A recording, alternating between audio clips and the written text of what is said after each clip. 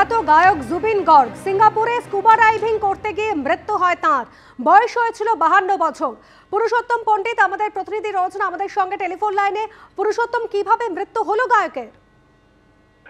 দেখো, যেটা জানা যাচ্ছে এই মুহূর্তে যে সিঙ্গাপুরে নর্থ ইস্ট ফেস্টিভ্যালে গানের অনুষ্ঠানে যোগ দিতে গিয়েছিলেন জুবিন গর্গ, এবং সেখানে পৌঁছানোর পর যিনি তার অনুষ্ঠান ছিল অর্থাৎ আগামীকাল, এবং তার আগেই তিনি সিঙ্গাপুরে স্কুবা ডাইভিং করতে যান, এবং স্কুবা ডাইভিং করার সময় তিনি অসুস্থ হয়ে পড়েন এবং সেখানেই তিনি জলে তলিয়ে যান, এবং পুলিশ তখন তাকে সেখান থেকে উদ্ধার করে নিকটবর্তী একটি হাসপাতালে নিয়ে যায়। তার চিকিৎসাও শুরু হয়। আমরা যে খবরটা পাচ্ছি এখনো পর্যন্ত যে সিঙ্গাপুরের সেই হাসপাতালে তাকে আইসিইউতেও ভর্তি করা হয়েছিল, কিন্তু শেষ রক্ষা করা যায়নি। জুবিন গর্গ বিখ্যাত গায়ক মারা গিয়েছেন সিঙ্গাপুরের সেই হাসপাতালে। এই মুহূর্তে এই খবরটুকুই আমরা পাচ্ছি। তিনি সিঙ্গাপুরে নর্থ ইস্ট ফেস্টিভ্যালে গানের অনুষ্ঠানে যোগ দিতে গিয়েছিলেন এবং স্কুবা ডাইভিং করতে গিয়ে প্রয়াত হয়েছেন। গ্রুপ সি এবং গ্রুপ ডি চাকরিহারাদের ভাতার ওপর অন্তর্বর্তী স্থগিতাদেশের মেয়াদ বৃদ্ধি করল আদালত। 2026 সালের 30 জানুয়ারি পর্যন্ত ভাতা দেওয়া যাবে না, নির্দেশ বিচারপতি অমৃতা সিনহার। আপনাদের মনে করিয়ে দিই, গ্রুপ সির জন্য 25,000 টাকা এবং গ্রুপ ডির জন্য 20,000 টাকা ভাতা নেওয়ার সিদ্ধান্ত নেয় রাজ্য।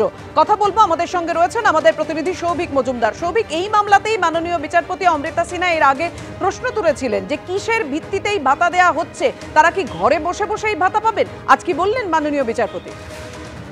দেখো, আজকে শুধুমাত্র এই যে অন্তর্বর্তী স্থগিতাদেশ ছিল, সেই অন্তর্বর্তী স্থগিতাদেশের মেয়াদ বাড়ানো হয়েছে আগামী 2026 সালের 30 জানুয়ারি পর্যন্ত।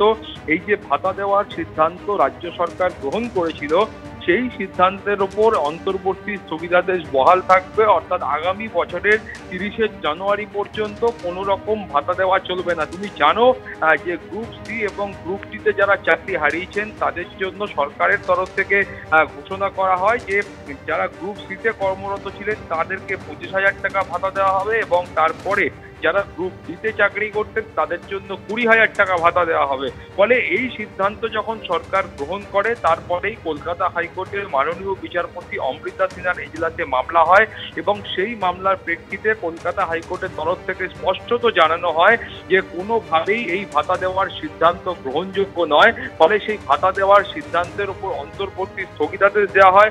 মাননীয় বিচারপতি অমৃতা সিনহা সেই সময় প্রশ্ন করেছিলেন যে এই যে ব্যক্তিরা যাদেরকে ভাতা দেওয়ার সিদ্ধান্ত গ্রহণ করা হচ্ছে, এদেরকে ভাতা দেওয়ার সিদ্ধান্ত কেন গ্রহণ করা হলো, এবং এই যে 20,000 টাকা এবং 25,000 টাকার যে অঙ্ক নির্ধারণ করা হয়েছে, সেই অঙ্কটাই বা কিসের ভিত্তিতে নির্ধারণ করা হলো, এবং এই যে কিছু ব্যক্তিকে যারা চাকরি হারিয়েছেন এবং যাদের আবেদনে সুপ্রিম কোর্ট পর্যন্ত সাড়া দেয়নি, সেই ব্যক্তিদের কেন ঘরে বসিয়ে টাকা দেওয়া হবে এবং তাদের বিনিময়ে সরকার কি পাবে, এই ধরনের একাধিক প্রশ্ন মাননীয় বিচারপতি অমৃতা সিনহা করেছিলেন।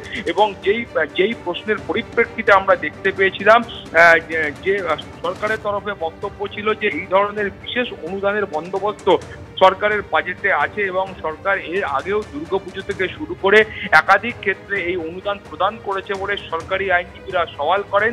ফলে সব মিলিয়ে এই ধরনের সওয়াল সরকারের তরফ থেকে করা হলেও সেটা কিন্তু মাননীয় বিচারপতি অমৃতা সিনহা গ্রহণ করেননি। তিনি একটা অন্তর্বর্তী স্থগিতাদেশ জারি করে বলেছিলেন যে এই সিদ্ধান্তকে কার্যকর করা চলবে না, বলবৎ করা চলবে না। অর্থাৎ গ্রুপ সি এবং গ্রুপ ডির যারা চাকরিহারা রয়েছেন তারা কোনো রকম ভাতা পাবেন না। এরপরে আমরা দেখতে পেলাম যে এই যে গোটা ঘটনার ক্ষেত্রে যে অন্তর্বর্তী স্থগিতাদেশটা দেওয়া হয়েছিল তার মেয়াদ কিন্তু শেষ হয়ে আসছিল। ফলে আজকে আবার এই মামলার যখন বিচার প্রক্রিয়া শুরু হয়, সেই সময় শুধুমাত্র এই অন্তর্বর্তী স্থগিতাদেশের মেয়াদ বাড়িয়ে আগামী বছর পর্যন্ত করা হয়েছে। তোমার মনে থাকবে যে নতুন যে নিয়োগ প্রক্রিয়া রয়েছে, সেই নিয়োগ প্রক্রিয়া শেষ করার জন্য মাননীয় বিচারপতিরা অর্থাৎ সুপ্রিম কোর্টের বিচারপতিরা তারা এবছরের 31 ডিসেম্বর পর্যন্ত সময় বেঁধে দিয়েছেন। অর্থাৎ এই সময়ের মধ্যে গোটা নিয়োগ প্রক্রিয়া শেষ করতে হবে। আইনজীবীদের বক্তব্য হলো সম্ভবত সেই কারণেই এই গোটা যে অন্তর্বর্তী নির্দেশের মেয়াদটা সেটা কিন্তু জানুয়ারি মাসের 30 তারিখ পর্যন্ত বাড়ানো হয়েছে। ভাবিয়া, ধন্যবাদ তোমায়।